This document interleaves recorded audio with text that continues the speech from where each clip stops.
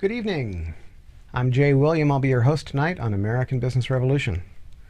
So we've talked about buying in America. We've talked about the need and the want desire to firmly keep our manufacturing dollars at home whenever possible.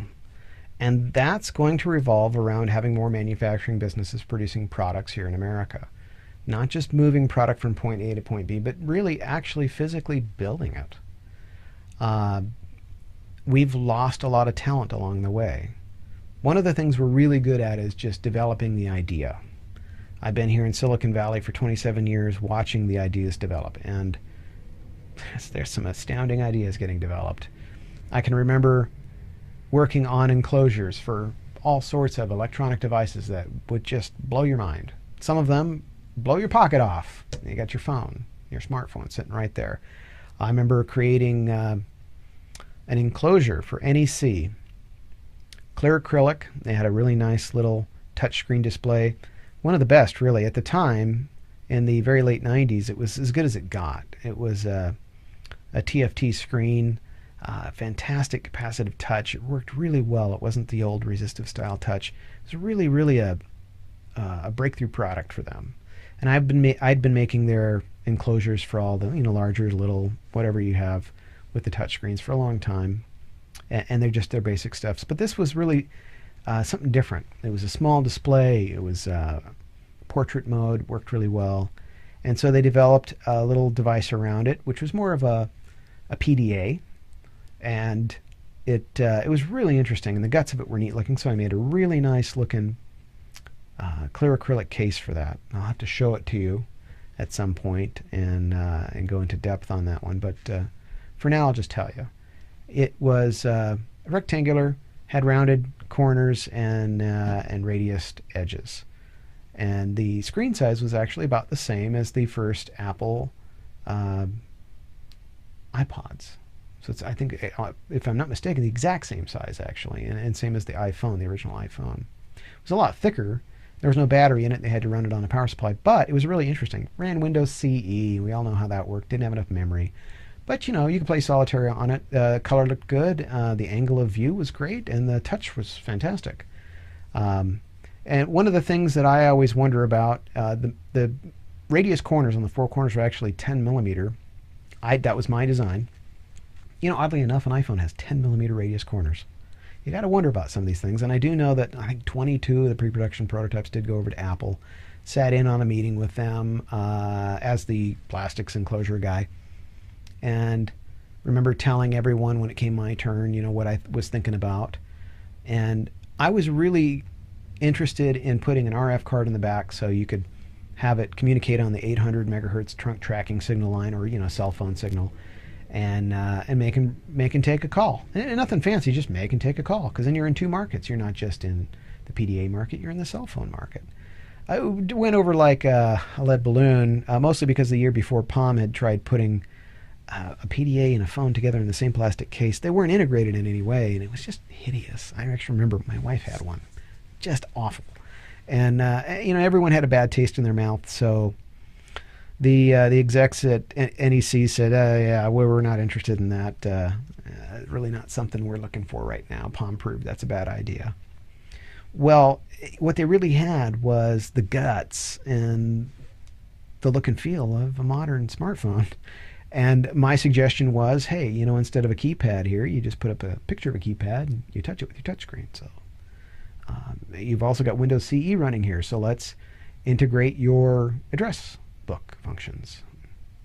Pull up John so-and-so, and I'm going to call him now.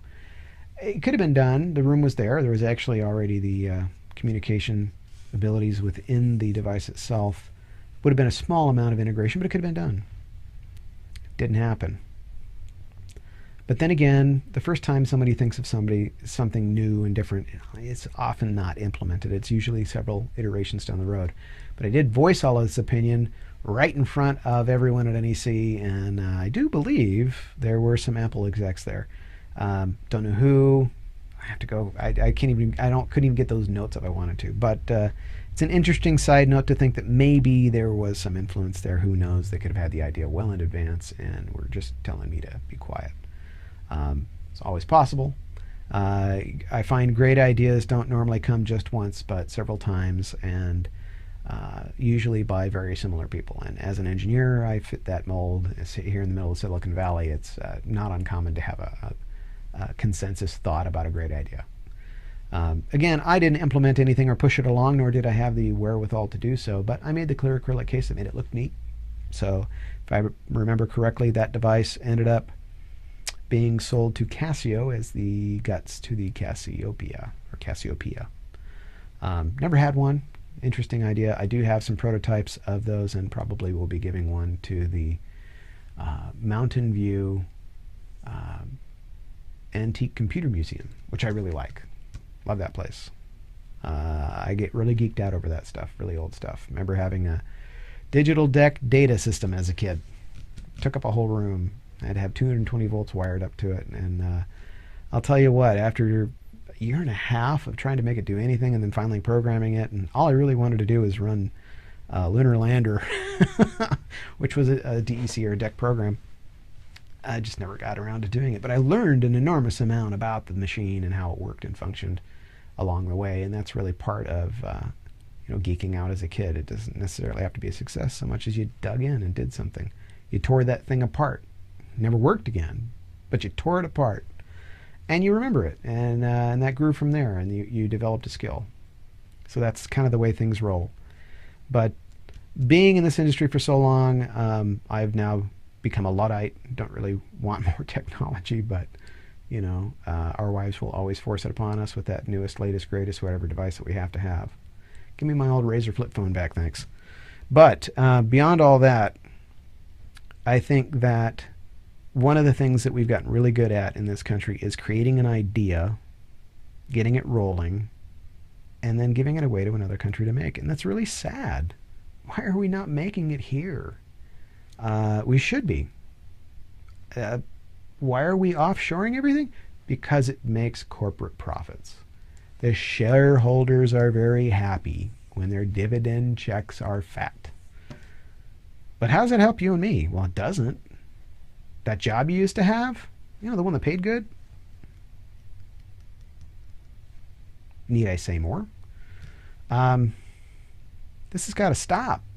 Somewhere along the way, it's got to come to a halt. Not because it will on its own, because we need to stop it. One of the things you can do is voting with your dollars, not buying more of the same.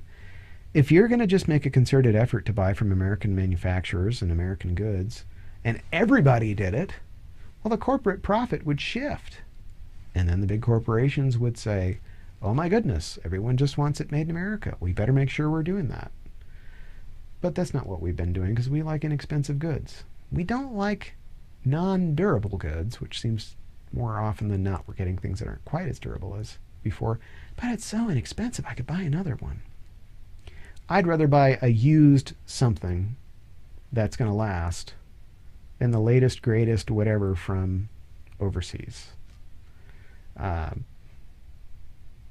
It's to the point where so many people have lost their earning capability. And here in Silicon Valley, the cost of living's insane. I can remember when I started my business in the early 90s, a 3-bedroom, 2-bath, it was a duplex, but it was mostly a house there in Sunnyvale. It was $1,200 a month. Right now, that same exact property is closing in on $5,000 a month if you want to rent it. I have a real hard time understanding that. We've moved down to San Jose, moved out of Sunnyvale because the property got so expensive. We'd create a retail store and the owners would sell the property and turn it into apartments, and then we'd lose our investment on the retail store. And that hurts. Of course, you develop a customer relationship with the local regional area. You get a customer base. I can remember leaving our last retail store in Sunnyvale just heartbroken. Gosh, we lost $500,000 in retail sales alone right there the following year. Not to mention the $50,000 we pumped into the building to make our retail store. I had a heck of a good time doing that. I had a lot of fun, but I needed to make a living too. So I'll tell you something. The almighty dollar is great for corporate It's great for the tech industry that's rolling in it right now. It's not really good for you and me unless we can land one of those great corporate jobs, unless we can land one of those great tech jobs. Can you? I don't know, can I? I might be able to do some consulting. Do I want to? No, I don't. I don't want that. I don't want a 23-year-old boss, the equivalent of one of my nephews, God love them, they're great kids, telling me that I need to improve on X, Y, Z, and thus and so. Boy, the table can't be far enough away for me. That kid wouldn't want to be in that room on that meeting. But hey, we all have to do what we have to do, right? So we suck it up and we do our jobs. Maybe we can make our own jobs. Maybe we can make our own business. Maybe we can create a career out of it that at least replaces what we've got, or it maybe adds to what we're already doing.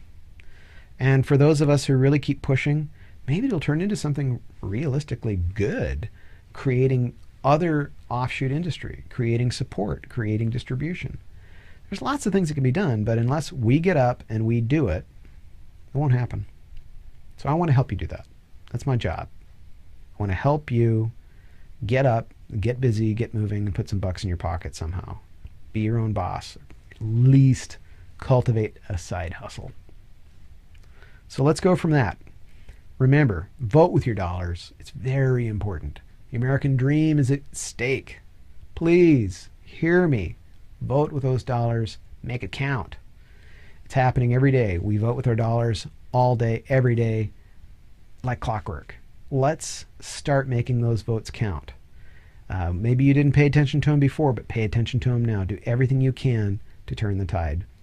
Again, I'm Jay William. Have a great evening. It's been a pleasure. Good night.